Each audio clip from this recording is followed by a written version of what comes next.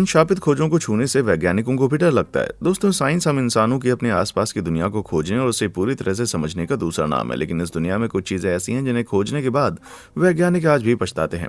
Chernobyl की गहरी गहराइयों में क्या छिपा है, इसे लेकर रहस्यमय स्फीयर तक जो पलक झपकती है आपकी लाइफ से आपके कीमती वक्त को चुरा सकता है। तो दोस्तों, अपने हाथों में पवित्र जल लेकर डर का सामना करने के लिए तैयार हो जाओ, क्योंकि आज की वीडियो ऐसी शापित चीजों के नाम से जुड़ी हुई है जिनके नाम भर से साइंस छेड़छाड़ बिल्कुल नहीं करना चाहता। Split second mistake.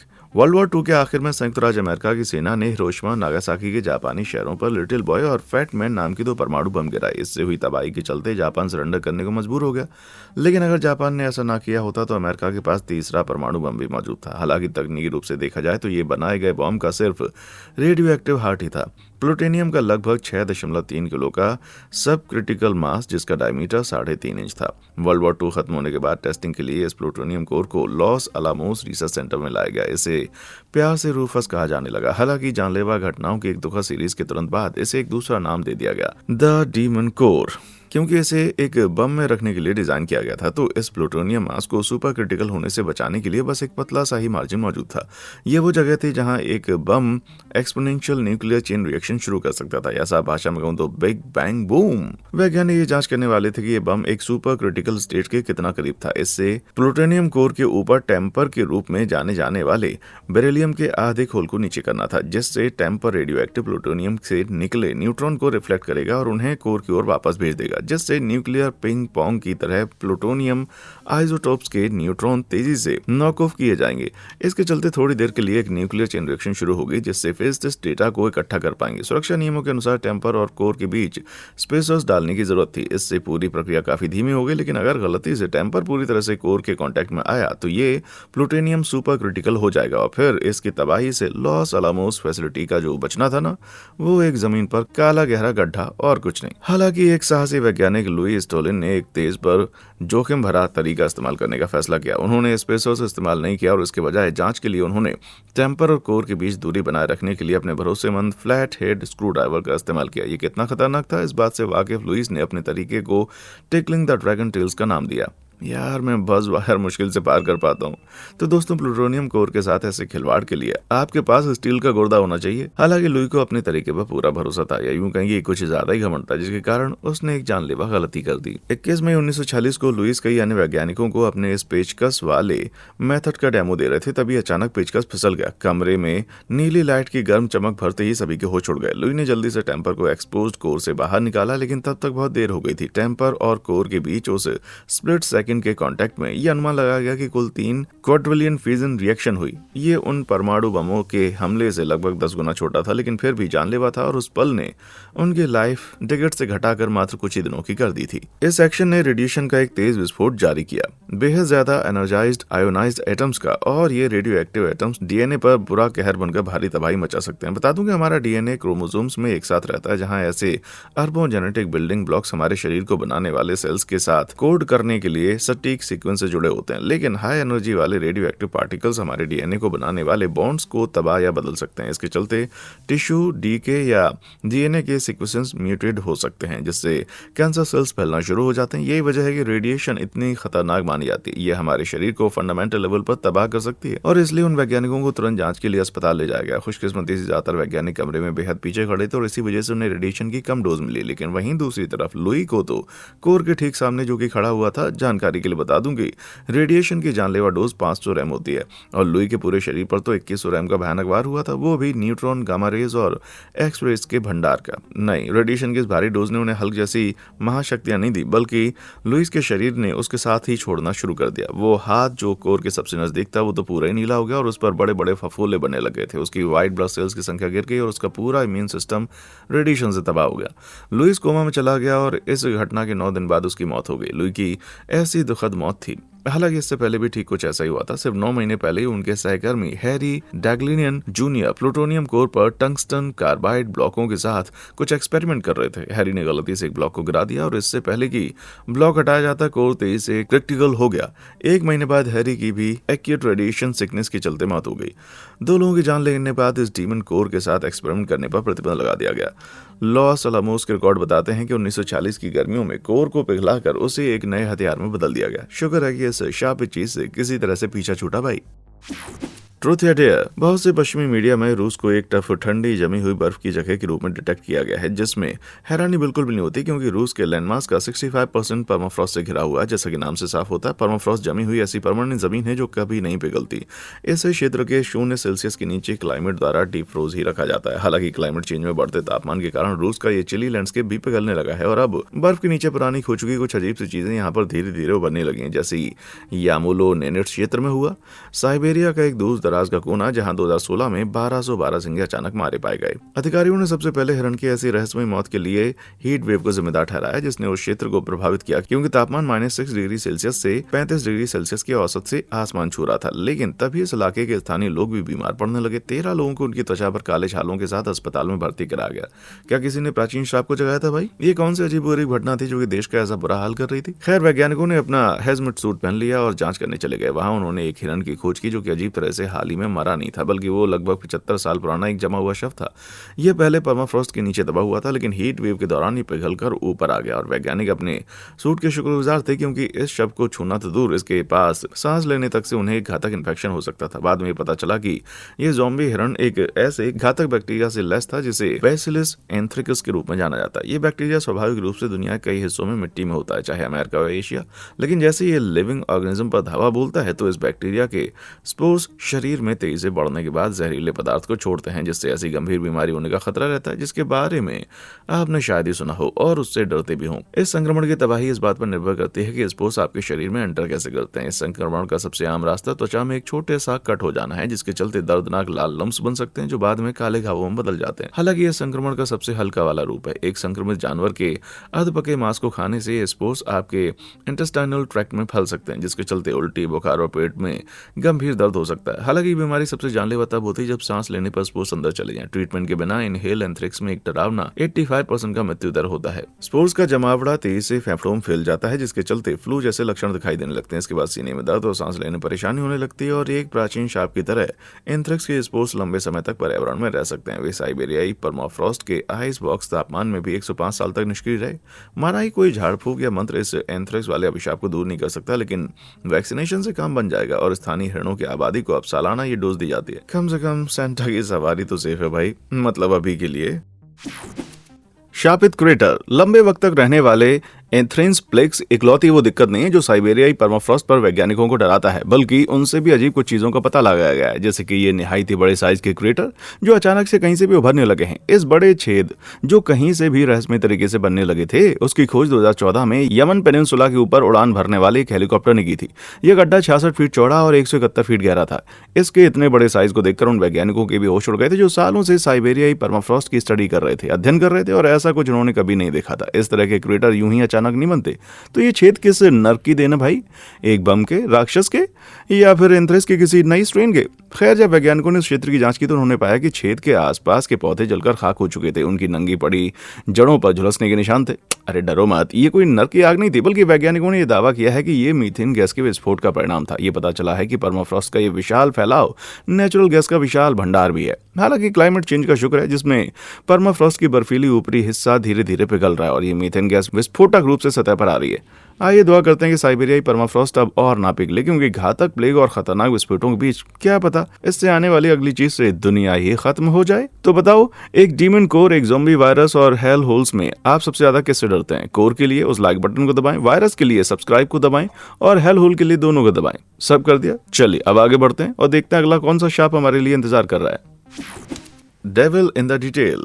1697 में स्टॉकहोम में स्वीडिश रॉयल लाइब्रेरी में एक भीषण आग लग गई। कई कीमती मैन्युस्क्रिप्ट्स आग में जलकर खाक हो गई, लेकिन मध्यकालीन का एक भारी भरकम ग्रंथ किसी तरह इस तबाही से बच गया। लेकिन ऐसा इसलिए भी हो सकता है क्योंकि इसका नर्क की आग से कुछ लेना देना था क्या? हाँ, क्योंकि भैया शापित वस्तु को द डेविल्स बाइबल्स के नाम से जाना जाता है। इसका ऑफिशियल नाम है जायंट बुक, जिसका लैटिन में मतलब है कोडेक्स गिगास। ये एकदम परफेक्ट नाम है क्योंकि ये 36 इंच लंबी, 20 इंच चौड़ी और 8.7 इंच मोटी एक विशाल मैन्युस्क्रिप्ट है। इसके 310 पेज हैं और ये वेलम या यूं कहें कि जानवरों की सूखी खाल से बनते हैं। कहा जाता है कि कोडेक्स गिगास को बनाने के लिए 160 गधों की खाल लगी थी, लेकिन मुझे उस लाइब्रेरियन का सोचकर दुख होता है जिसे इस पुस्तक को इधर उधर करना पड़ा, क्योंकि इसका वजन 75 किलो है। अगर लाइब्रेरियन 5 फुट 10 इंच लंबा था तो उसका वेट तराजू पर इस कोडेक्स गिगास के बराबर ही निकलता भाई। पर जनाब, इस किताब का सबसे शापित पहलू इसके पेज नंबर 290 में छिपा है। वहां डिस्क्रिप्शन में छोटी छोटी डिटेल्स के साथ खुद शैतान का चित्र है जो पूरे पेज पर फैला हुआ है। ये पिछले पेज के उलट है जो स्वर्ग के राज को दर्शाता है। दोनों पेज अच्छाई और बुराई के प्रतीक की लड़ाई का प्रतीक है। लेकिन यहाँ सबसे डरावनी चीज है कि शैतान वाले पेज की शेड बाकियों से काफी गहरी है। ऐसा इसलिए है क्योंकि वेलम यूवी लाइट और 10 पर रिएक्ट करता है। तो डार्कर शेड का मतलब है वो पेज बार बार लाइट के कांटेक्ट में आया है। मतलब कि 300 से ज्यादा सालों से लोग किसी भी दूसरे की तुलना में शैतान को ज्यादा देख रहे हैं। ये कौन सी डरावनी क्यूरियोसिटी हुई भाई। इस पुस्तक को एक मुंशी हरमंदर एक्सयू की देन माना जाता है। लोगों का दावा है कि इस साधु को मठ की दीवारों में जिंदा दफन करने की सजा दी गई थी, लेकिन अपने जीवन के बदले में उसने मठाधीश से वादा किया कि वो सभी मानव ज्ञान को इकट्ठा करते हुए एक किताब लिखेगा, वो भी सिर्फ एक रात में। नामुमकिन काम है ना। जैसा कि वैज्ञानिकों ने अनुमान लगाया है कि कोडेक्स मौजूद लेखन की मात्रा को पूरा करने के लिए एक आदमी को हर दिन 6 घंटे और कुल मिलाकर 5 साल लगेंगे। और इसमें एक भिक्षु के सख्त कार्यक्रम को ध्यान में नहीं जोड़ा गया है जो रोज प्रार्थनाओं, कामों और भोजन के लिए समय लेता है। मतलब कि ये नामुमकिन है कि एक भिक्षु 20 सालों से कम वक्त में इस पुस्तक को पूरा कर पाता। हालांकि पूरे मैन्यूस्क्रिप्ट में लिखावट एक जैसी रहती है। बता दूं कि लिखावट के कर्व और स्ट्रोक नेचुरली उम्र, मूड और बीमारी के साथ बदलते हैं। आपको पता है, अगर आपने आज एक निबंध लिखना शुरू किया और इसे 20 साल तक लिख रहे तो आपकी लिखावट आखिर तक आते आते पहचानने के काबिल नहीं रहेगी, बिल्कुल आपके हाथ के जैसे। लेकिन इस साइंस के बावजूद डेविल्स बुक में हरमन की लिखावट अजीब तरह से एक जैसी है, जैसे कि उसने ये सब एक रात में लिखा हो। कहानियां बताती हैं कि कोडेक्स गिगास को पूरा करने के बदले में हरमन ने अपनी आत्मा शैतान को बेच दी थी, जबकि इसकी लॉजिकल एक्सप्लेनेशन आज भी वैज्ञानिकों के पास नहीं है। मुझे तो लगता है कि ये कहना सही होगा कि किसी को भी इस पुस्तक को तब तक नहीं छूना चाहिए जब तक कि वे शैतान से सौदा नहीं करना चाहते। रैपर का डेडर। Hip hop star Post Malone के लिए 2018 सच में एक भयानक साल था। अगस्त में रनवे पर उतरा उनका प्राइवेट जेट क्रैश हो गया। कुछ दिनों के बाद उनके पुराने घर पर हथियारबंद चोरों ने डाका डाल दिया और उसके एक हफ्ते के बाद इस रैपर की एक भयानक कार दुर्घटना हो गई। कुछ ने इसे बुरी किस्मत कहा, लेकिन बाकियों ने इसे अभिशाप बताया। इस सबसे 2 महीने पहले पोस्ट डाई बुक बॉक्स के काफी करीब कांटेक्ट में था। दुनिया की सबसे हॉन्टेड चीज के रूप में इंटरनेट पर मशहूर ये पुरानी शराब कैबिनेट कहती है कि डाई बुक द्वारा बनाई गई है, जो यहूदी पौराणिक कथाओं की एक अजीब क्रूर आत्मा है। आत्मा को समाहित करने के लिए शेमा, एक प्रार्थना जिसे यहूदी धर्म में सबसे महत्वपूर्ण माना जाता है, उसको इस बॉक्स के पीछे लकड़ी में उकेरा गया। बॉक्स ने पहली बार 2003 में दुनिया का ध्यान खींचा जब फर्नीचर डीलर केविन मैनिस ने ईबे पर इसे बेचने के लिए सामने लाए। इस हॉन्टेड चीज की डिस्क्रिप्शन में उसने दावा किया कि उन्होंने हाल ही में इसे एक मरे हुए यहूदी शरणार्थी की पोती से खरीदा था जो कि जर्मन कब्जे वाले पोलैंड से भाग गए थे। इसके बाद आत्मा के कब्जे वाले इस कैबिनेट पर पूरा इंटरनेट फिदा हो गया। यहाँ तक कि विज्ञान भी उन घटनाओं को एक्सप्लेन करने में असफल था जिनका केविन ने दावा किया था कि बॉक्स के होने वाले किसी भी मालिक का सामना करना पड़ेगा। लेकिन पहले थोड़ा हम केविन के बारे में जान लेते हैं। आपको बता दूं कि केविन मैनिस का विज्ञापन में बैकग्राउंड होने के साथ ही फिक्शन राइटिंग में भी रुचि है। जब 2021 में एक इंटरव्यू में इसके बारे में जोर दिया गया तो केविन ने साफ सफाई दी कि और स्वीकार किया कि डाई बुक बॉक्स की पूरी कहानी छूटी थी। खौफनाक बैक स्टोरी और रिपोर्ट किए गए भूत प्रेत सभी केविन के हॉरर फिक्शन की देन थे। चलो शुगर है कम से कम इस कम नकली वाली शापित वस्तु को हमारे वैज्ञानिक बिना अपने दिमाग का दही किए आराम से इजीली एक्सेप्ट कर सकते हैं। तो ऐसा लगता है कि पोस्ट मेलोन का 2018 महज एक न्यायती खराब साल ही था, सिवाय उनकी रिकॉर्ड ब्रेकिंग 5 बार प्लैटिनम एल्बम के जो उसने उसी साल रिलीज की थी। मुझे लगता है कि इस ब्रह्मांड को चीजों का सही संतुलन रखना बहुत अच्छे से आता है ना। दुनिया की सबसे घातक सेल्फी। 26 अप्रैल 1986 को plant operators Chernobyl nuclear power plant में रिएक्टर 4 पर नियमित रखरखाव की जांच कर रहे थे। वे इलेक्ट्रिकल सिस्टम को टेस्ट करने की योजना बना रहे थे और इसीलिए उन्होंने जरूरी कूलिंग सिस्टम को बंद कर दिया ताकि वे बिना इंटरफेरेंस के टेस्ट कर सकें, जो कि सुरक्षा नियमों के खिलाफ था। इसके कारण बिजली का एक भयानक उछाल आया और रिएक्टर 4 में विस्फोट हो गया और कोर मेल्टडाउन होने लगा। ये इतना गर्म था कि परमाणु रिएक्टर सचमुच फर्श से होकर जलने लगा था। रिएक्टर वर्कर्स रिएक्टर को बंद करने के लिए दौड़ पड़े क्योंकि ये रेडियो एक्टिव मटेरियल के टुकड़ों को एटमॉस्फेयर में उड़ाना शुरू कर देता था। इस बीच पास के पिपरियात के नागरिकों को इवैक्यूएट करना पड़ा, लेकिन ट्विस्ट तब आया जब ये एक इमरजेंसी क्रू विस्फोट के 6 महीने के बाद वापस जांच के लिए आया और वहां उन्होंने दुनिया के कचरे के सबसे खतरनाक टुकड़े को देखा। वो रिएक्टर 4 के नीचे एक भाप गलियारे से वहां तक पहुंचे। जब उन्होंने एंटर किया तो उनके कई काउंटर्स ने जोर से चटकना शुरू कर दिया। तो ये एक वार्निंग थी, उस बड़े विस्क के संपर्क में न आए। तो इसलिए एक रिमोट कैमरा का यूज किया गया। उन्होंने इसे मापा और इसका मास 6.5 फीट चौड़ा, जिसका जिसका मतलब था कि इसका वजन कम से कम 100 टन था। ये हर घंटे 10,000 रोइंजेंस एमिट कर रहा था। ये 4.5 मिलियन से ज्यादा चेस्ट एक्सरे के बराबर का रेडियो एक्टिव एक्सपोजर था। इसके बगल में सिर्फ 2 मिनट खड़े रहने से आप रेडिएशन की घातक मात्रा के संपर्क में आ सकते हैं। इसे हाथी का पैर नाम दिया गया। कोरियम कीचड़ के फटे झुर्रीदार रूप को डिस्क्राइब करने के लिए एक परफेक्ट नाम। कोरियम एक लावा जैसा मटेरियल है और ये वहां कंक्रीट के फर्श के माध्यम से रिएक्टर के जलने से शुरू हुआ और इसमें पिघली हुई ग्रेफाइट कंट्रोल रॉड, परमाणु ईंधन और पिघला हुआ कंक्रीट था। इस जगह तक पहुंचने के लिए इस रेडियो एक्टिव लावा ने कम से कम 6.6 फीट कंक्रीट से होकर रास्ता बनाया और 1 दशक के बाद भी यह अभी भी जानलेवा था। लेकिन अर्तुर कोर्नीव नाम का एक परमाणु निरीक्षक इस हाथी के पैर पर जीतने की कोशिश में तब से लगा हुआ है जब से इसे पहली बार खोजा गया था। रेडियो एक्टिव खतरे के बावजूद वो इस मॉन्स्टर की तस्वीर लेने के लिए कई बार वहां पर गया। हाथी के पैर की सबसे फेमस तस्वीर अर्तुर की अपनी ही स्लो स्पीड वाली सेल्फी है। आप उसकी चलती हुई फिगर को यहाँ फ्रेम में देख सकते हैं। हालांकि तस्वीर का वो शानदार टेक्सचर सच में कोई डरावना फिल्टर नहीं है, बल्कि एक फिल्म का रेडिएशन से प्रभावित होने का इफेक्ट है। और अगर फिल्म पर इसका ऐसा प्रभाव है तो जरा सोचिए आर्थर के डीएनए पर इसका क्या असर हुआ होगा। लेकिन आपको सुनकर यकीन होगा कि आर्थर अभी भी जिंदा है। हाथी का पैर सच में एक शापित वस्तु है। इस रेडियो एक्टिव वेस्ट के एक टच आपके डीएनए को तबाह करने के लिए आपको सीधे अस्पताल भेजने के लिए काफी है मेरे भाई। वैज्ञानिकों की छोड़ो यार, इससे तो मुझे भी डर लग रहा है अब। भूतिया हॉलीवुड शायद ही कभी रियल लाइफ जैसा दिखता है। इनफैक्ट उसकी ज्यादातर एक जो कहानियां होती हैं एक सच्ची कहानी पर आधारित फिल्में भी फिक्शन का ही डबल एक्सेल साइज होती हैं। हालांकि बात जब द कंजूरिंग फ्रेंचाइजी की आती है तो सच कहूं तो उनकी रियल लाइफ वाली स्टोरीज उनकी फिल्मों की तुलना में बहुत डरावनी है। आप मानो ना मानो, पर डरावनी फिल्म एनाबेल एक रियल लाइफ शैतान गुड़िया की कहानी पर आधारित है। 1970 में डोना नाम की एक जवान नर्स की असली रैगडी एन गुड़िया गिफ्ट में दी गई। हालांकि जब गुड़िया उसके घर में थी तो उसे ऐसा लग रहा था कि वो अपने आप चलती है। गुड़िया जहाँ रखी जाती थी वो हमेशा वहां से अलग अलग जगहों पर मिलती थी। कुछ ही वक्त के बाद ये बताया गया कि डोना के प्रेमी को रात में रहस्यमय तरीके से उसकी छाती पर लाल पंजे के निशान मिले। इसके बाद इस मामले पर फेमस डिमोनोलॉजिस्ट एलिजाबेथ और एड वॉरेन से कंसल्ट किया गया। वॉरेन ने यह फैसला किया कि गुड़िया की ऐसे टेलीपोर्ट होने की क्षमता, साथ ही साथ डोना के प्रेमी की छाती पर वो जानवरों का निशान एक राक्षसी कब्जे के साफ संकेत थे। वॉरेन्स ने गुड़िया को खास तौर से बनाए गए कांच के कैबिनेट के अंदर बंद कर दिया और राक्षस को वश में करने के लिए लगातार वहां भगवान की प्रार्थना पाठ किया। यार ये सच में बहुत डरावना है। हालांकि कुछ शकी इंसान पक्का अब इसके सच्चे होने के सबूत मांगने लगेंगे, क्योंकि डिमोनोलॉजी को शायद ही साइंस के रूप में क्लासिफाई किया जाता है। पर दूसरी ओर किसी भी वैज्ञानिक में एनाबेल गुड़िया को टेस्ट के लिए लैब ले जाने की हिम्मत कभी भी नहीं हुई। मंगल का अमंगल। इस शीशी को देखें, क्या आप अंदाजा लगा सकते हैं कि इसमें क्या है? लगभग 4 साल पहले इंटरनेट पर कुछ अफवाहें फैली कि वैज्ञानिकों को इस पदार्थ से किसी बाकियों की तुलना में ज्यादा डर लगता है। कहा गया कि इसके 0.02 ग्राम के कांटेक्ट में आना आपके इंस्टेंट डेथ कर सकता है। तो ऐसा क्या घातक है कि इसके शीशी में रखा और प्लास्टिक के एयर टाइट क्यूब में सील किया गया? कोई जहरीली गैस है, सुपर एसिड है, चटनी की रेसिपी है? अजी असल में ये जगामी मीटेरॉइड का 0.02 ग्राम है, जो पृथ्वी पर उतरने वाले अब तक के सबसे बड़े मंगल ग्रह के मीटेरॉइड का एक छोटा सा टुकड़ा है। और जहां तक इसके धरती पर सबसे जानलेवा पदार्थ के होने का सवाल है तो ये इंटरनेट का एक और झूठ है। इस मीटेरॉइड को छूना जानलेवा बिल्कुल भी नहीं है। हाँ, जब तक कि आपको बाहरी अंतरिक्ष से 44 मील प्रति सेकंड की गति से आने वाले इसके साथियों ने ना छुआ हो। बता दूं कि वे आपके सिर को पैनकेक में नहीं बदल सकते, क्योंकि एक औसत मीटेरॉइड धरती की आम चट्टानों की तुलना में कम रेडियो एक्टिव होते हैं। तो ऐसा लगता है कि वैज्ञानिक बदलाव के लिए इस वस्तु को खुशी से हाथ में ले लेंगे मेरे भाई। लेकिन अगर आपको ये जानना है कि किस चीज के 0.02 ग्राम को छूने से आपकी मौत हो सकती है, इस टॉपिक पर बनाई गई मेरी दूसरी वीडियो को देखें, आपके पसीने छूट जाएंगे भाई।